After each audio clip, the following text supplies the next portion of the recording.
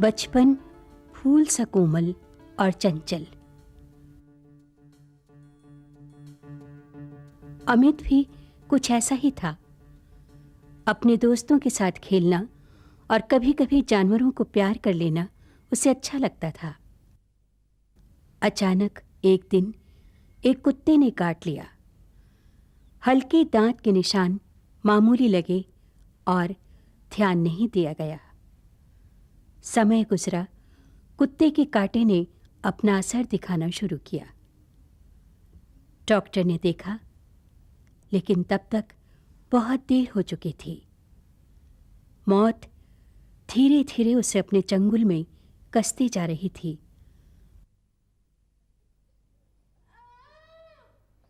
और आखिरकार अमित की मौत हो गई। अमित रेबीज नामक रोग का शिकार हुआ। अगर सही समय पर रेबीज के टीके लग गए होते तो आज अमित भी जिंदगी की खुशियों को महसूस करता।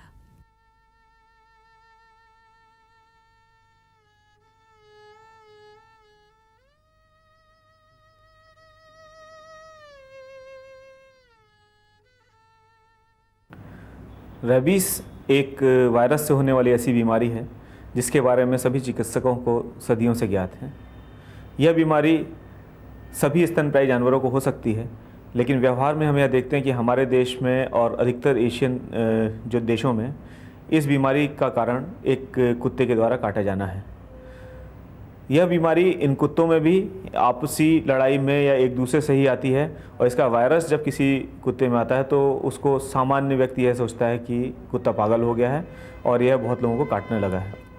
जब ऐसा कोई भी कुत्ता किसी व्यक्ति को काटता है तो उसकी लार से काटे जाने के बाद वायरस दूसरे व्यक्ति के शरीर में प्रवेश कर जाता है।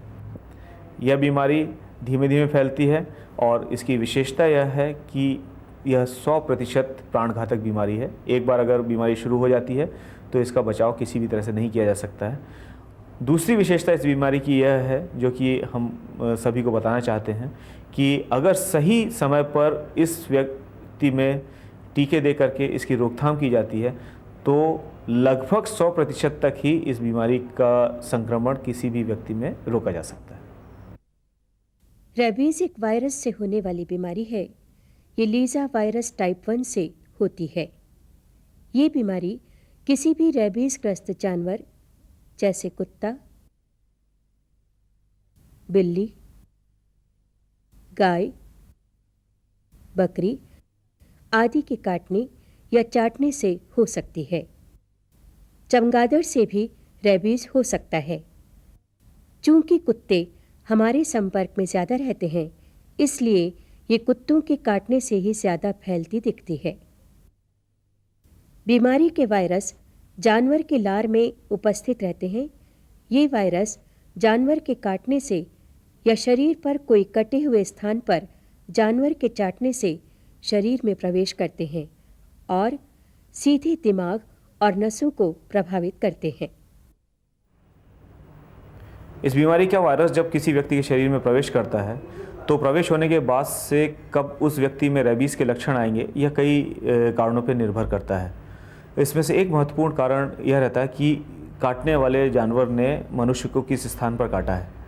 अगर मनुष्य के हाथों या पैरों में या चेहरे के पास या गर्दन पर किसी जानवर ने काटा है तो रेबीज़ के होने की संभावना उस व्यक्ति में अन्य व्यक्तियों से ज़्यादा हो जाती है, क्योंकि यह वायरस फिर बड़ी तेज़ी से उसके नर्वस सिस्टम में प्रवेश करता है और तेज़ी से जाकर के मस्तिष्क में सूजन कर सकता है। दूसरा कारण रहता है कि जिस जानवर ने व्यक्ति को काटा है उसकी लार में इस वायरस की मात्रा कितनी है।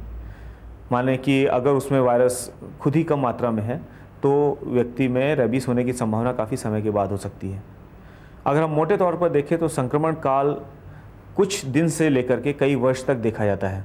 इसीलिए हम कभी भी इस बात को निश्चित पूर्वक नहीं कह सकते हैं कि अगर किसी व्यक्ति को कुत्ते के काटने के बाद रेबीज़ नहीं हुआ है तो 1 वर्ष या 2 वर्ष या 5 से 7 वर्ष के बाद भी वह व्यक्ति इस बीमारी से पूरी तरह सुरक्षित है।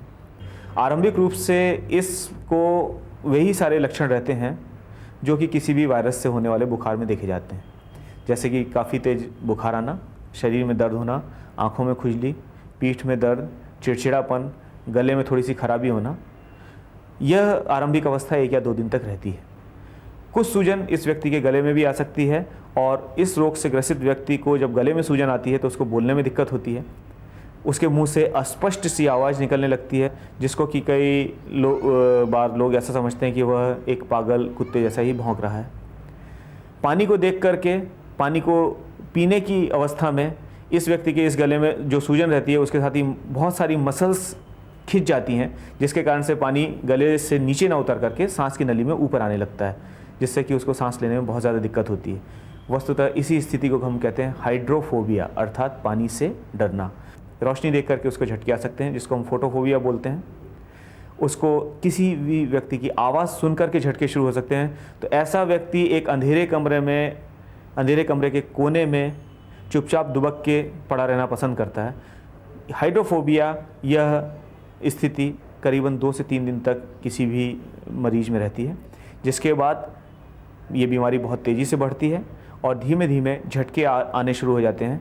इन्हीं झटकों के दौरान हो सकता है कि उसके मुंह की लार उसकी सांस की नली में चली जाए, फेफड़ों में चली जाए, व्यक्ति को निमोनिया हो जाता है और यह निमोनिया ही अधिकतर मरीजों में मृत्यु का कारण रहता है। कुल मिला के पहला लक्षण देखने के बाद में मृत्यु होने तक एक व्यक्ति सामान्य रूप से ज़्यादा 5 से 7 दिन तक जीवित रह सकता है। रेबीज के उपचार के लिए जानवर के काटने के तुरंत बाद जख्म को पानी और किसी अच्छे साबुन से धोकर एंटीसेप्टिक, टिंचर आयोडीन या कार्बोलिक एसिड का उपयोग करना चाहिए। ये प्राथमिक उपचार है। फिर डॉक्टर की सलाह पर रेबीज के टीके लगवाना चाहिए। जब डॉक्टर के पास जाएं तो उन्हें कुछ जानकारी अवश्य दें, जैसे काटने वाला जानवर पालतू था या जंगली, जानवर स्वस्थ था या बीमार, अगर जानवर बीमार था तो उसके लक्षण क्या थे, जानवर को रेबीज के टीके लगे हैं कि नहीं और कब लगे हैं, क्या जानवर को छेड़ा या चिढ़ाया गया था जब उसने काटा, घाव किस प्रकार का है, गहरा या मात्र खरोंच या पुराने घाव पर जानवर ने चाटा है, घाव शरीर के किस भाग पर है, चेहरा, हाथ, पांव आदि। रेबीज के 2 प्रकार के टीके उपलब्ध हैं। पहले प्रकार में 14 इंजेक्शन पेट में लगाए जाते हैं।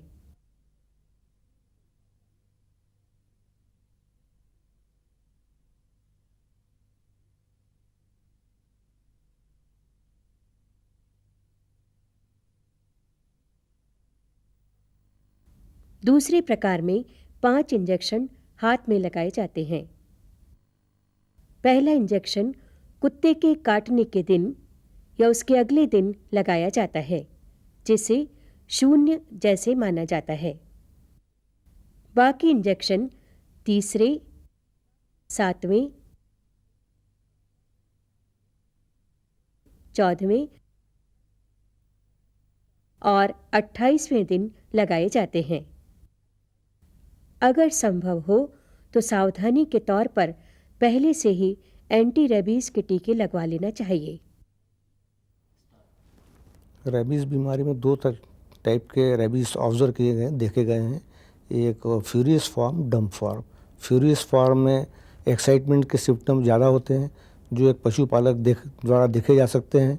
जानवरों का यहाँ वहाँ घूमना, काटना, अनवांटेड चीज़ों को पकड़ना, खाने की कोशिश करना और उसके बाद में पैलेटिक स्टेज आ जाती है और अंत में पशु की मृत्यु हो जाती है, अधिकतम 10 दिनों में।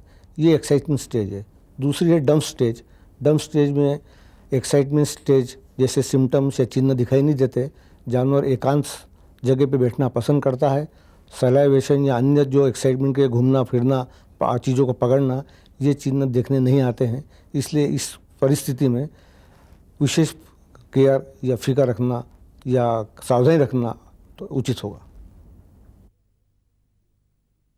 पालतू जानवरों से भी रेबीज होने की संभावना है, अगर उन्हें सही समय पर इस बीमारी के टीके नहीं लगे हों। पालतू कुत्तों का टीकाकरण सबसे पहले 3 महीने की उम्र में होना चाहिए। फिर हर वर्ष पुनः टीकाकरण जरूरी है। पालतू जानवरों को ज्यादा बाहर घूमने नहीं दें ताकि वे जंगली और आवारा जानवरों से सुरक्षित रहें। पालतू जानवरों को बाहर खाना न खिलाएं। अगर उन्हें बाहर खाना खिलाएं तो बचे हुए खाने को तुरंत वहां से हटाएं ताकि जंगली जानवर उसके पीछे न आए। अगर जंगली या आवारा जानवर घूमते दिखें या मोहल्ले में कोई जानवर असामान्य व्यवहार करता हुआ दिखे तो तुरंत नगरपालिका को सूचित करें और उन्हें वहां से हटवाएं। अगर पालतू जानवर को किसी जंगली जानवर ने काटा हो तो उसे डॉक्टर को दिखाना जरूरी है।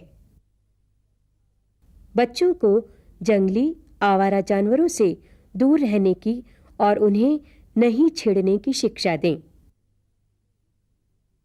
सावधानी बरतने से जंगली आवारा जानवरों से बचाव किया जा सकता है। वहीं दूसरी ओर प्राथमिक उपचार से रोगी को न केवल राहत दी जा सकती है बल्कि उसे बचाया भी जा सकता है। इससे अग्रिम उपचार में भी सहायता मिलती है।